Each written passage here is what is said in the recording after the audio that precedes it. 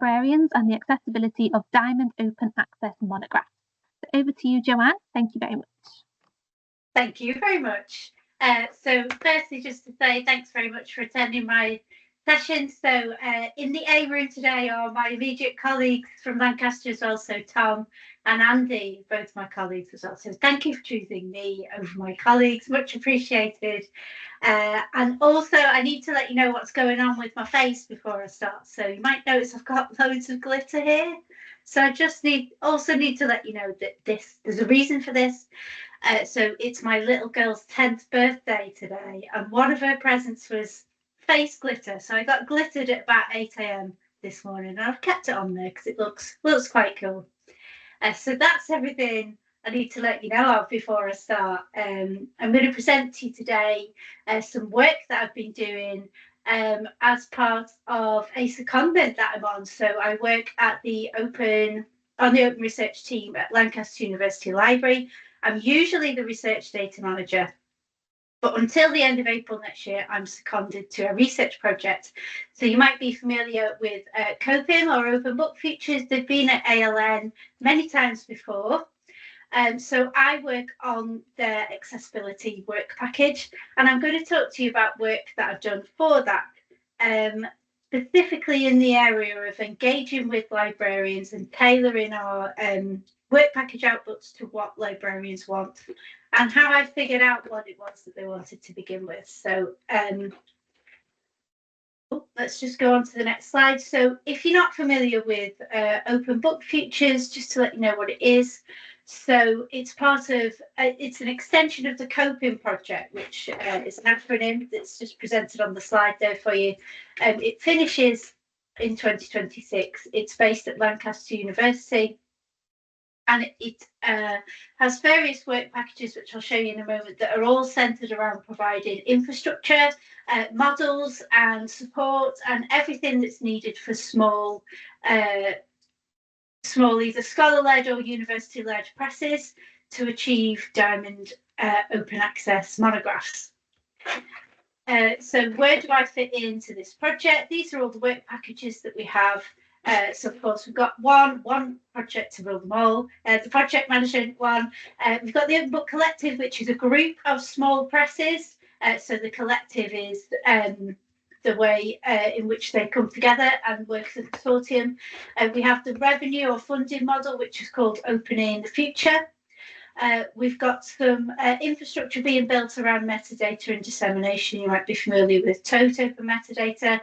Here's our work package. So work package 5, accessibility. We're working on making, supporting presses to make their monographs accessible. We've got work package 6, experimental publishing, that looks at not just the monograph as static text documents, but interactive aspects. For example, one of their publishing projects is an interactive map, and how all this interacts with those sorts of activities. Then we got work package 7, so archiving and digital preservation, how we ensure that we're not just publishing those monographs, but we're archiving them as well. Okay, so that's who I am and what I do. What I'm going to talk to you about today is, here are the outputs for my work package. So it's not just authored by me, so we're a small team of 3 on this work package. It's led by Rupert Gatti at the University of Cambridge, and I also have Jodie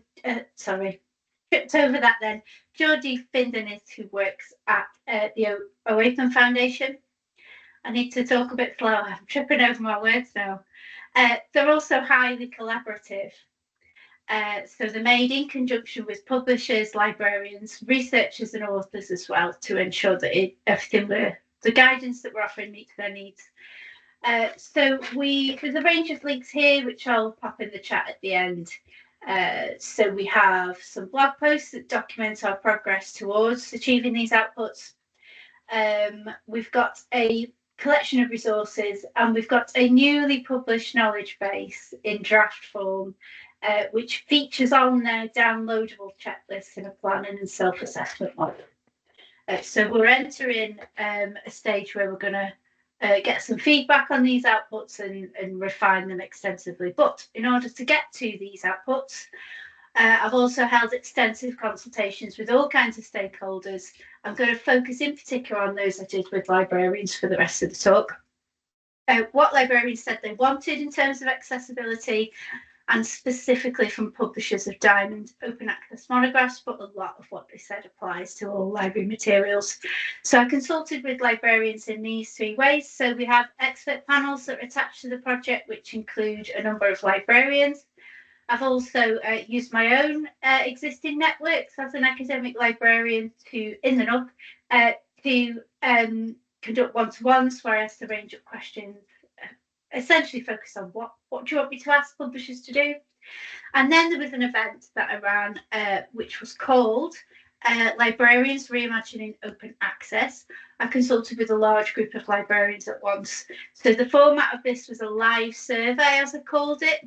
So essentially I presented a range of ideas which functioned as provocations, and I had a Google Forms open, so with lots and lots of questions. So you could either fill this in live as you are watching me present these ideas, or you could watch the recording at the end and fill in the form later on.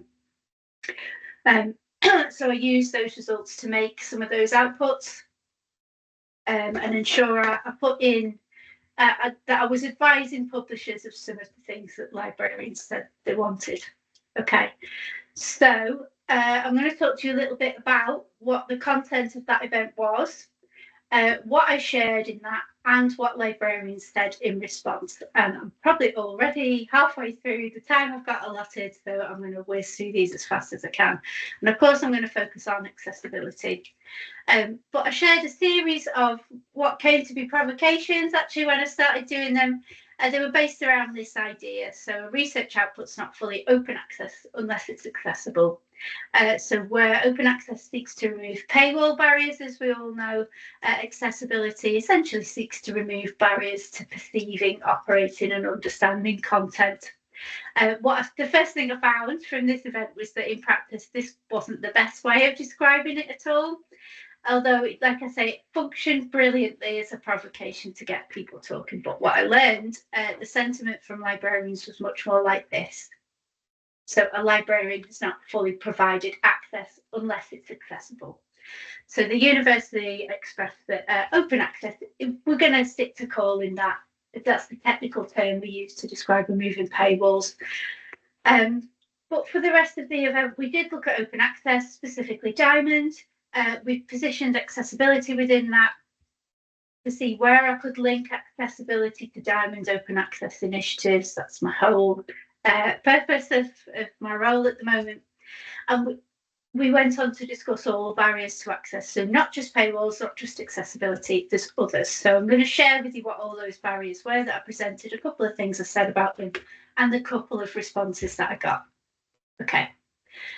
So we started with open access, which I defined as free and unrestricted online availability. So removing paywalls is really important because it doesn't just remove that cost barrier, it removes some of these other things as well.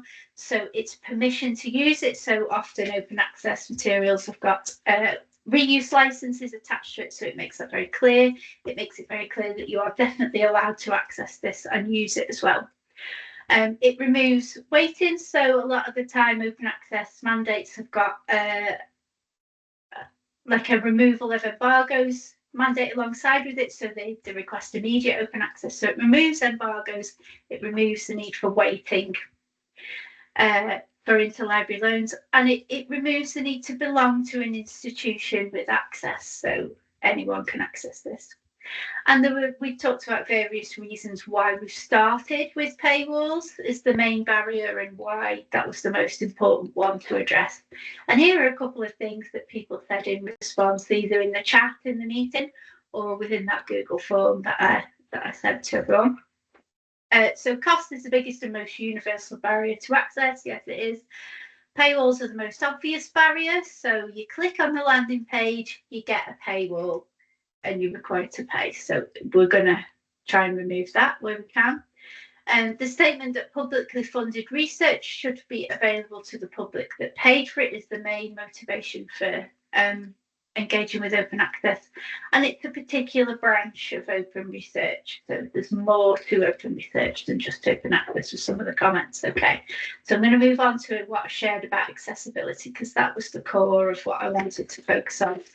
So when we talk about accessibility, we mean this acronym. So just under the picture there, so the acronym is PAW.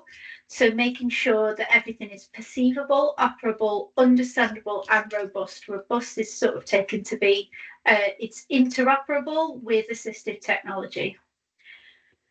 So I asked attendees, librarians, do they know about these standards? So WCAG, EPUB, PDF accessibility standards, and do they know about these legislations and in these country areas? So the PSBAR in the UK. These are the legal minimum requirements. Some people might need to go beyond them. We talked about that. And this is what we said in response. So I asked people to rate their knowledge of digital accessibility standards and legislation, and it was roughly just above the middle, so 5.82 I got. And I asked various questions about accessibility, and some of the comments I got were, it's the responsibility of the author. It's not us as librarians that look at this. It's the author submitting accessible documents. This was included into repositories as well. We don't have the time to spend just in the files. Some publisher articles don't work with screen readers, so varying levels of accessibility from publishers. And then some comments, accessibility is an afterthought, so rather than things being born accessible, they're made accessible after they're published, which is a very different workflow. There's no incentive to make things accessible, so often you don't see the end users that have those accessibility needs unless they specifically ask for something. And lots of people said, no, I don't know about those standards, and I don't know who is responsible for them. Comments around the area of, well, I should hope that someone's dealing with this, but I don't know. So that was very useful for me to see where I could help. And I'm just going to cover some of the other barriers to access that I thought about and discussed, just to see where all of this links in. So I also presented ideas around this. So power imbalances and barriers to access included in that area. So things like systemic oppression, prestige, economic issues, and language barriers. Here's a couple of things that I said. So I'm trying to speed up at the end. So I've not shared many of the provocations in these areas. These are the responses. So librarians spoke of a lack of influence in this area. So it's academics that decide what goes on reading lists, not librarians. They can only heavily influence. Some commented there's multi-language materials in the institutional repository. And then some told me they already support a variety of open access diamond schemes, not just the ones that Open Book Futures offer. Particularly interested in ones that support marginalised authors and subjects. So we talked about that. Another barrier coming up that we talked about. Paywalls are a form of economic censorship. So what about censorship more broadly? And this is what librarians said in response to that. So censorship isn't all bad in a way. If you think about ethics committees can censor certain works, specifically thinking of research outputs that might make it into monographs. It's less about censoring things that are not good content and more about helping people to, with that information literacy, but also to kind of just navigate that world of what is like ethically okay content and what isn't. And then another comment there that librarians are struggling with a lack of power over these areas within their institutions, and it's much more a role of influence that librarians have. Finally, machines need access to, and that is this concept of machine readability, which I've spoke about already, where I say that monographs and research outputs in general should be compatible with assistive technology. And I asked them what they thought about machine readability of research outputs. Yeah, you have to do it, because otherwise, you know, a very accessible monograph or any research output or any library material has got to be machine readable, so that assistive technology can be used effectively. Think about things like screen readers and how they're tagged with markup languages. And then we spoke about just access for machines in general. So data mining for research is often a method that's used, and we need to provide access for that, and it's sometimes difficult. So data mining can often mimic somebody plagiarizing large amounts of material, putting them on websites like black open access websites. So how do we support that? And then, of course, the inevitable comments about AI. AI should be trained to be able to cite properly and give attribution. So a couple of comments about access for machines. And we're coming towards the end of everything I'd like to share with you today. I did have some ideas for other barriers to access, and I asked the cohort of librarians what they thought about it. So not just paywalls to access. So sometimes you can access content for free if you give them their email address, which has always been considered not true open access. So we talked a little bit about that. And then some other less tangible barriers. And some of these is where people started to make comments that this isn't about access or open access. This is open research more broadly and what we try to achieve.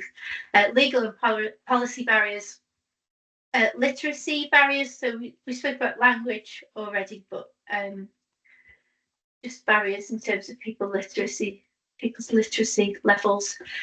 Technical and infrastructure barriers. So I can't actually download it, or I haven't got the software I need to read this file type, those sorts of things. Cultural barriers and lack of incentives. So we often talk about this in open research, where there's not the incentive to make outputs open, and we try and introduce them. So maybe that can be seen as a barrier. But to most of those, these were seen as being much less important than the others that we spoke about, and there wasn't as many comments from librarians. So I'm probably coming up to the amount of time that I've got available. So that's the end of everything I'd like to share. Thank you very much for listening. I hope you recognise some of your own views in that area, and if you have any questions, let me know. Thanks so much, Joanne. Lots of applause.